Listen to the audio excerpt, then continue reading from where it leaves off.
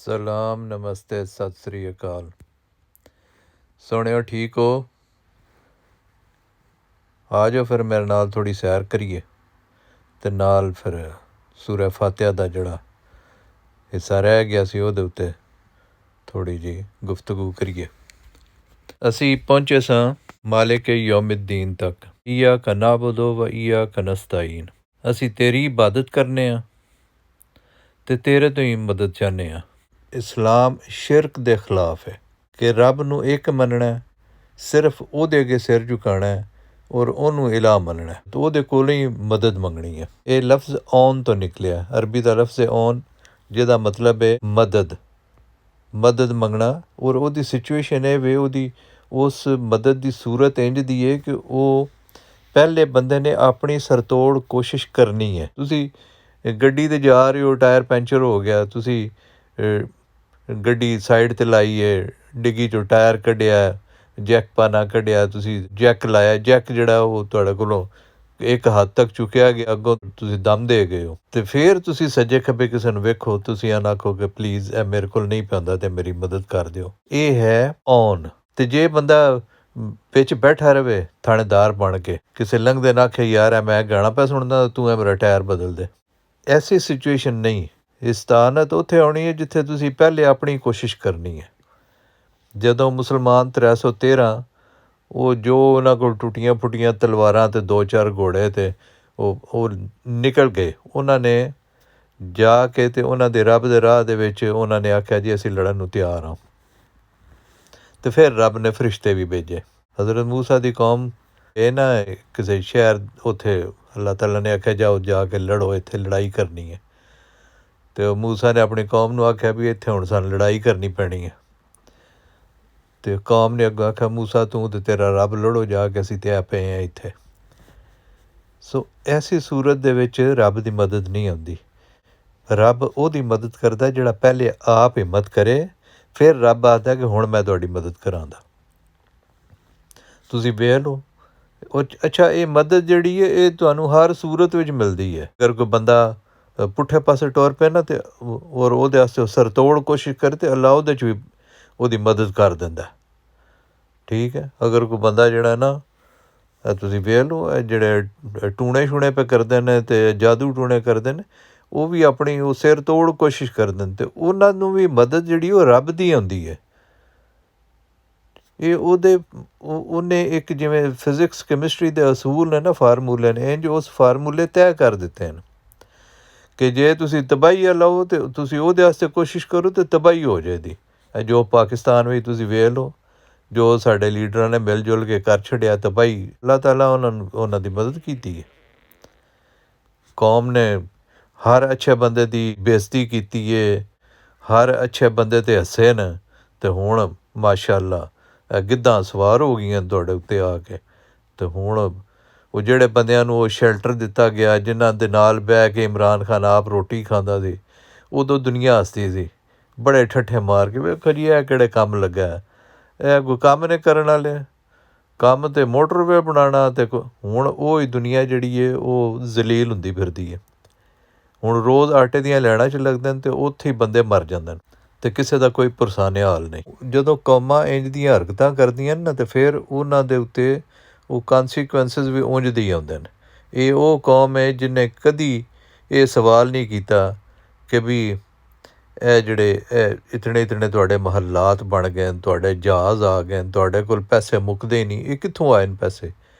ਜੇ ਉਹ ਕਿਸੇ ਪੁੱਛੇ ਤਾਂ ਉਹਦੇ ਮਗਰ ਲੱਗ ਜਾਂਦੇ ਨੇ ਕਿ ਜੀ ਤੂੰ ਕਿਉਂ ਪੁੱਛਣਾ, ਜਿਵੇਂ ਇਮਰਾਨ ਖਾਨ ਦੇ ਪਿੱਛੇ ਲੱਗ ਗਏ ਨੇ। ਔਰ ਜਾਹਿਲ ਹੀ ਨਹੀਂ, ਪੜ੍ਹੇ ਲਿਖੇ ਵੀ ਮਗਰ ਲੱਗ ਜਾਂਦੇ ਨੇ। ਜਿਵੇਂ ਬਜ਼ਾਹਿਰ ਉਹ ਬੜੇ ਆਲਮ ਫਾਜ਼ਲ ਨੇ, ਆ ਮੁੱਲਾ ਡੀਜ਼ਲ ਨੂੰ ਵੇਖ ਲਓ, ਜਿਹੜਾ ਆਦਾ ਮੈਂ 6 ਲੱਖ ਉਲਮਾ ਦਾ ਹੈੱਡ ਹਾਂ, ਉਹ ਪਤਾ ਨਹੀਂ ਤੁਸੀਂ ਕਿਹੜੇ ਆਲਮ ਹੋ ਬਈ, ਤੁਹਾਨੂੰ ਇਹ ਹੀ ਨਹੀਂ ਪਤਾ ਕਿ ਹੱਕ ਸੱਚ ਕੀ ਹੈ। ਤੁਹਾਡੇ ਕੋਲ ਇਲਮ ਤਾਂ ਹੈ, ਲੇਕਿਨ ਤੁਹਾਡੇ ਕੋਲ ਹਦਾਇਤ ਕੋਈ ਨਹੀਂ। ਜਦੋਂ ਅਸੀਂ ਆਨੇ ਨਾ ਈਯਾਕਾ ਨਅਬੁਦੁ ਵ ਈਯਾਕਾ ਨਸਤਾਈਨ, ਅਸੀਂ ਤੇਰੀ ਇਬਾਦਤ ਕਰਨੇ ਹਾਂ ਔਰ ਤੇਰੀ ਹੀ ਮਦਦ ਚਾਹੁੰਦੇ ਹਾਂ। ਅਤੇ ਮਦਦ ਅਸੀਂ ਕੀ ਚਾਹੁੰਦੇ ਹਾਂ? ਇਹਦਿਨਾ ਸਿਰਾਤਲ ਮੁਸਤਕੀਮ, ਕਿ ਸਾਨੂੰ ਸਿਰਾਤਲ ਮੁਸਤਕੀਮ ਦੇ, ਸਾਨੂੰ ਉਸ ਰਸਤੇ 'ਤੇ ਲਾ ਦੇ ਜਿਹੜਾ ਸਿੱਧਾ ਰਸਤਾ ਹੈ, ਜਿਹੜਾ ਤੇਰਾ ਰਸਤਾ ਹੈ। ਸਿਰਾਤ ਅੱਲਜ਼ੀਨਾ ਅਨਅਮਤਾ ਅਲੈਹਿਮ, ਉਹਨਾਂ ਲੋਕਾਂ ਦਾ ਰਸਤਾ ਜਿਨ੍ਹਾਂ 'ਤੇ ਤੇਰਾ ਇਨਾਮ ਹੋਇਆ। ਔਰ ਉਹ ਕੌਣ ਲੋਕ ਸਨ ਜਿਨ੍ਹਾਂ 'ਤੇ ਇਨਾਮ ਹੋਇਆ? ਉਹ ਹਜ਼ਰਤ ਇਬਰਾਹੀਮ ਸਨ, ਹਜ਼ਰਤ ਯੂਸਫ ਸਨ, ਹਾਂਜੀ, ਉਹ ਅਸਾਬੇ ਕਾਫ ਸਨ।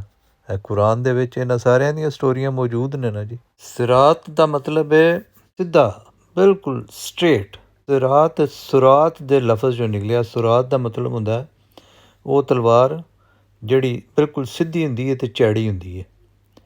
ਦੋ ਕਿਸਮ ਦੀਆਂ ਤਲਵਾਰਾਂ ਹੁੰਦੀਆਂ ਨਾ, ਇੱਕ ਥੋੜ੍ਹੀ ਜਿਹੀ ਤਿਰਛੀ ਹੋ ਜਾਂਦੀ ਹੈ ਅਤੇ ਇੱਕ ਬਿਲਕੁਲ ਸਟ੍ਰੇਟ ਹੁੰਦੀ ਹੈ, ਅਤੇ ਉਸ ਤੋਂ ਨਿਕਲਿਆ ਸਿਰਾਤ, ਸਿੱਧਾ ਅਤੇ ਬੜਾ ਰਸਤਾ, ਜਿਸ 'ਤੇ ਮਤਲਬ ਸਮਝੋ ਮੋਟਰਵੇ, ਆਟੋਬਾਨ ਹੈ ਬਹੁਤ ਬੜੀ।